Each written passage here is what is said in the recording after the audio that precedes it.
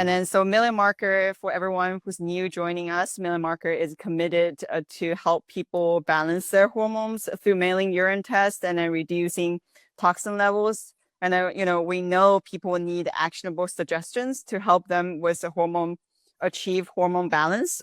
So that's why we're super excited to have Lisa today with us. And Lisa is from Yoga for Fertility. And then through her personal yoga practice, along with IVF, she was able to conceive. And then so she's going to help, discuss with us today how yoga and its influence on hormones. So welcome, Lisa. Thank you so much for joining us. My pleasure. And thank you so much, Jenna and Tina, for having me on today. I'm really excited to join you. I love everything that Million Marker has been doing. I've been watching everything you're doing, and I'm just really, really impressed with everything that you guys are doing, especially to help our TTC, our trying to conceive community.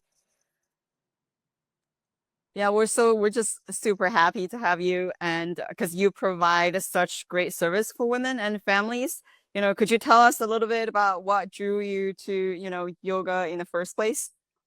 Sure. So I was always active and into sports. I love working out. And when I was younger, I played a lot of competitive sports. So, you know, fast forward to, 20 years later when I was working in the corporate world, I started to get tired of like just hitting the gym. I wanted to find an outlet and I stumbled across this amazing yoga studio. And after class, it was a feeling like no other. Not only did I feel the physical benefits of a yoga practice, but I really enjoyed the spiritual and mental aspects of yoga.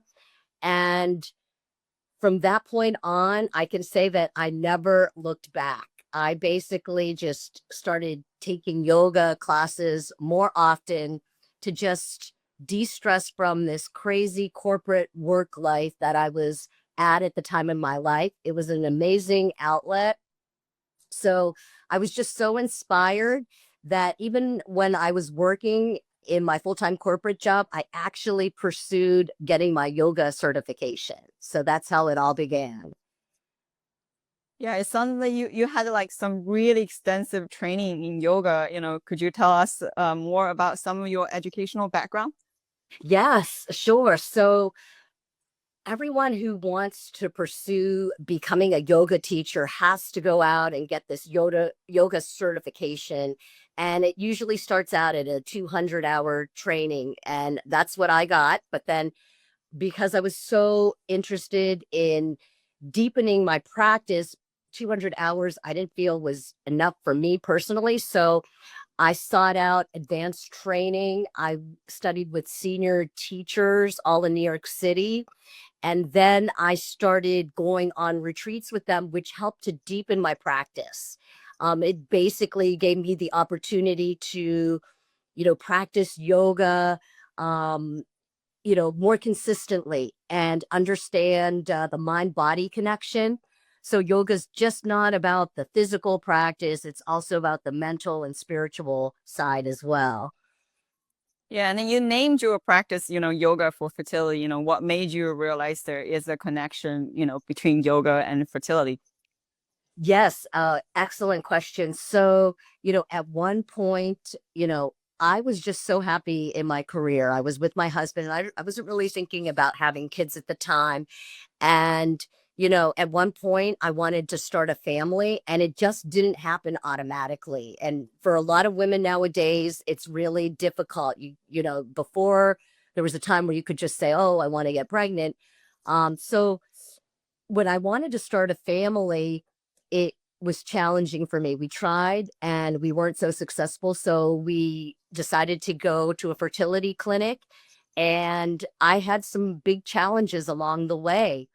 I had miscarried and it was really challenging for me because, I had to undergo some IVF protocols. And I can honestly say that during some of the toughest times where it's really stressful going through the protocols and also the miscarriage, that, a woman never dreams of having. And it's kind of like one of the worst times in my life. And I know in other women's lives that have undergone it, my yoga practice has really helped me undergo some of like that tough times by centering my mind and my body and calming me.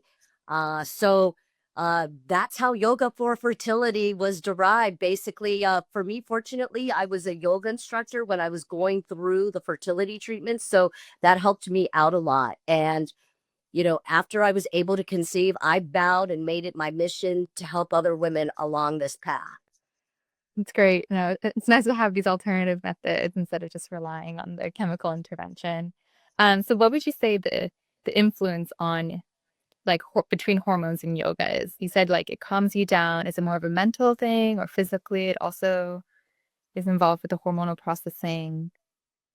Exactly. So the amazing thing about yoga is it helps you, obviously not just from an anatomy, but physiology standpoint.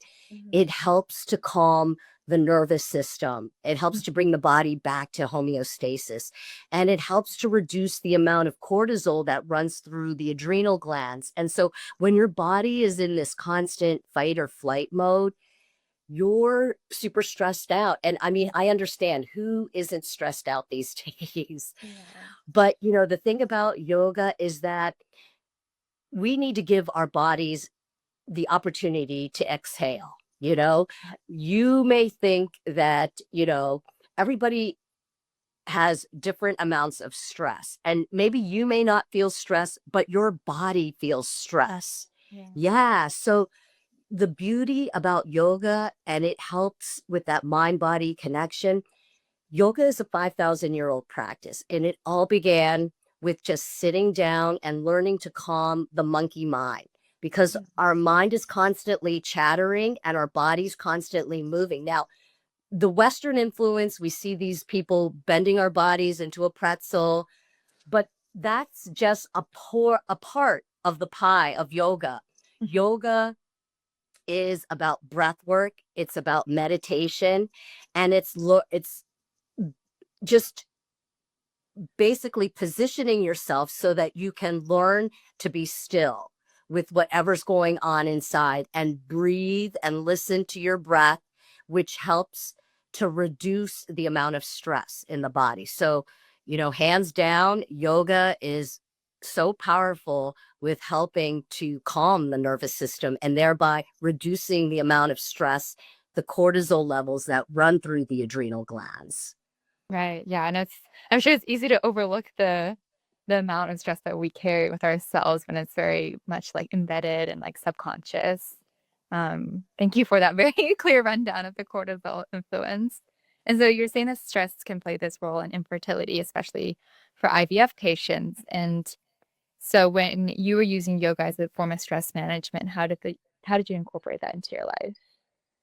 Yes. So, yoga really helped to calm and center me, because basically when you're stressed, your energy level is like scattered. And what you're doing when you want to create life, you need to garner your energy and focus it. And in yoga, we refer to it as apanavayu, downward breathward movement, because what you're doing is you're creating life in this house for your body. So what you do when you're, you know, becoming still, you're learning to just control that flight or flight response. And so yoga really helps you to become more calm and de-stress. And it also helps you to become more reflective, because when you're constantly in motion, your mind is just, you're full of anxiety, and that can affect you on a cellular level. Yeah, definitely. So yoga helps to just tap into that fight or flight and remove that stress level by just learning to focus on your breathing. When you focus on your breath, you're calming your nervous system down, and you're just becoming more and more centered and patient with yourself, as opposed to being out of control with the things that you can't control. Right. Yeah. And it's great that there's this method that people can rely on, and it is part of their control to let go and practice yoga, practice their breathing. Do you recommend an ideal time to practice your yoga in relation to when you're trying to conceive? In other words, like before sex, after sex, no yoga before sex, like in terms of timing, what would you say? Yeah, fantastic question. I get asked that a lot, especially with the patients who are trying to conceive. Yeah. You know, any time is great. When you can carve time out, and it doesn't have to be a full-fledged hour-long session. Even if you're just sitting and counting your breaths, and you don't even need to touch your toes, that's what yoga is not about, bending backwards. We see these people in beautiful shapes, and that's fine too, because that actually prepares the body to be still eventually, which the goal in yoga is to just be with yourself and accept yourself and love yourself for who you are. So, ideally, just to get back to your question, because I know I Yeah, I love railed a little bit. no, it's all important. Yeah. So basically, what you want to do is in yoga, we're focusing on increasing blood volume to the pelvic region because the embryo wants to create that plush environment, that Okay. thick uterine lining. So a lot of these yoga poses that we do, you know, incorporate, bringing more blood flow to the reproductive, the digestive areas, and overall your cardiovascular. Just everything works hand in hand. Okay. So I recommend at any time that you can carve time out will be beneficial. Oh, great. Yeah, I'm sure that is reassuring for people who have busy schedules to hear that they don't have to add another thing at a certain time. Yeah. Go along with what feels right. Let's see. Jenna, is there anything else that you wanted? Yeah, I also heard like, IVF vacations have increasingly become common for couples. And, how can they benefit from yoga retreat? Because I know you also run yoga retreats.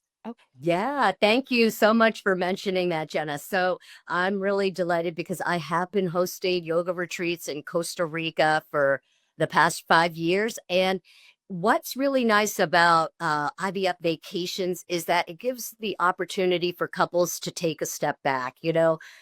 When you're in a relationship with someone and there's just one goal in mind to conceive, you forget about the basics about why you're with someone.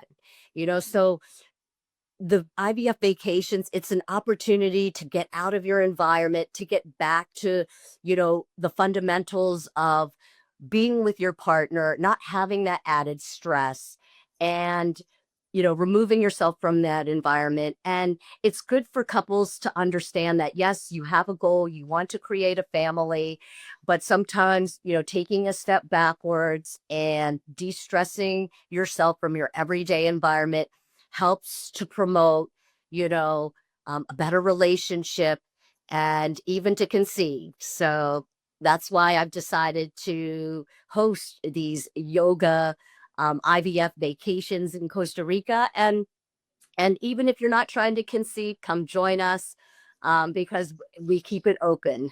That's great. Yeah, who can say no to Costa Rica? Right, Jenna? I know you're a big fan. Yeah, so like a lot of people also envision, yoga as this picture perfect Instagram post, which you kind of mentioned. It doesn't have to be that way. How do you, ease those misconceptions in the minds of, new clients? That's such a wonderful question because it can be so intimidating to see people, move into these shapes that are like kind of like Cirque du Soleil. And that defeats the purpose of yoga. Yoga is not one size fits all. Yoga is for everybody. And what I love to tell my students is, you know, even the alignment, it doesn't have to be perfect as long as you are staying connected to your breath. And that's the beauty of yoga. It's a moving meditation. So maybe you're not good at meditation. Maybe you do yoga because there's movement and you're staying connected to the present by focusing on your breath. So I love my beginners because it's an opportunity for them to just learn to be quiet and be still with what and who they are. That's amazing. It's like so well put together. You know, so what's like a, yoga fertility session looks like? Yeah, so thanks for asking that. Yoga for Fertility session, I meet with a lot of clients who are either just trying to conceive naturally or are going through the protocols. I like to meet a client where they're at. So no yoga experience is necessary. I love to incorporate breath work, meditation, and most of the poses, it's all geared towards increasing blood flow through the pelvic region because you want to center your energy down there because you're trying to create this life force. You're trying to create this plush environment for your embryo. And you can do that by centering the mind and body and by achieving that through restorative poses in yoga. I mean, there's different types of yoga, but my yoga for fertility is bent and leaning more towards the restorative side. That's great that you want to lower the bar of entry and make it so much more accessible to people while still retaining this very strong goal that caters to their needs. Exactly. Yeah. Oh, Jenna, sorry. Were you about to say something? I'm just curious, like, what are some like, poses for, recommended for people who are trying to conceive? There's a handful of poses that I'd love to recommend, and they're all grounded on the mat.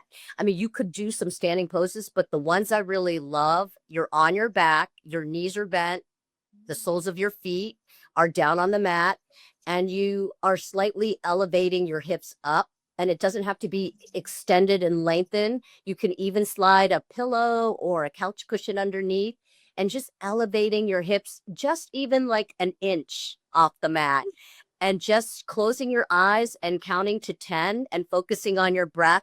That is a wonderful yoga for fertility pose that I'd love to incorporate for my students. But you think that would also work for anybody, any women who's trying to balance the hormone, right? It's not just for fertility. Anybody can actually do that because all our, reproductive organs are all in the abdominal area. It just feels like everybody can use that pose. Exactly. And that's what's so accessible about yoga. It's for everybody, no matter what size you are, where you're at. Yoga is for everybody. It's not one size fits all, no doubt. What about pregnant people? Once people become pregnant, is there any risk doing yoga while they're pregnant? And then what are some poses for, pregnant mothers?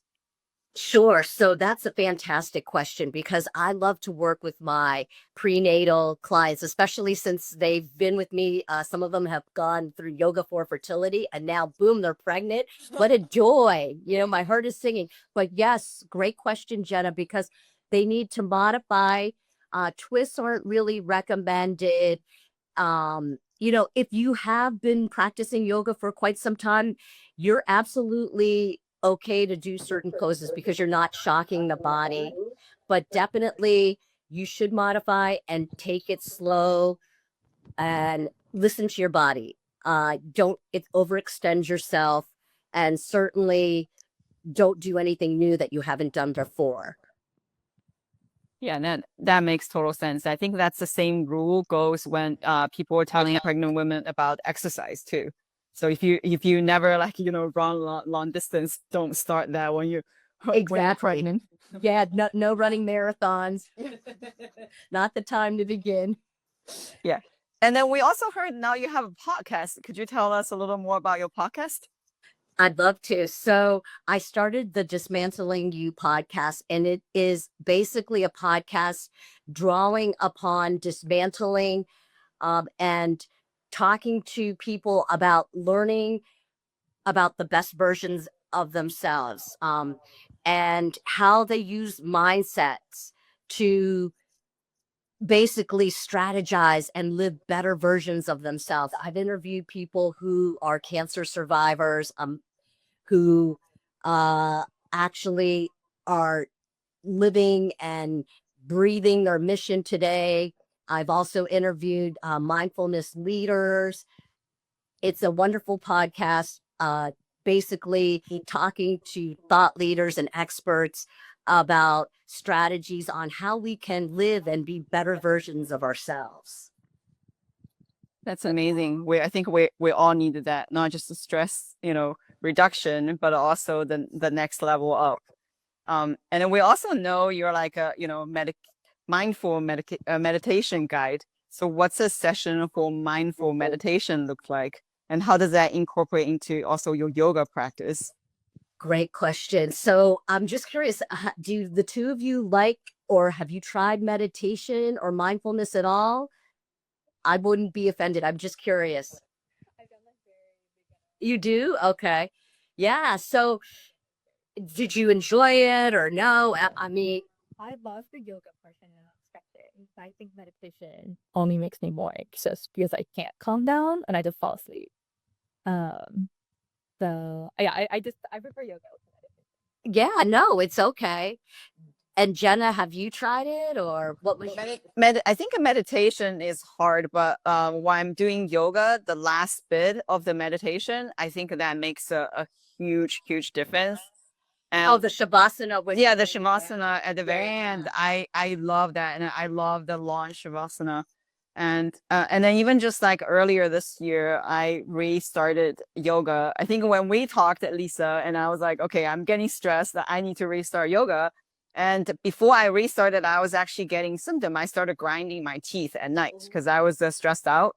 But the moment I restarted yoga, my teeth grinding at night have definitely like calm down. So like it made a huge, huge difference just connecting your breath, de-stress with yoga. So I'm a huge fan.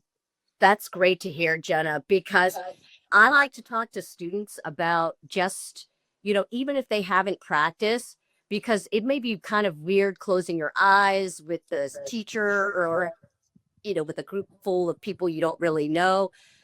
Just sitting down and centering yourself by maybe counting 3 breaths. That's like a mindfulness meditation practice, grounding yourself in your environment. That's where I like to take a beginner because you don't have to do anything elaborate. All you need to do is just clear your head, remove yourself from your distractions. And even if you just did it for like 5 minutes, you'll feel the difference. You'll feel less stressed and you'll feel a little bit clearer. Yeah, it's nice to have the bar like start from a small amount of time that doesn't seem intimidating.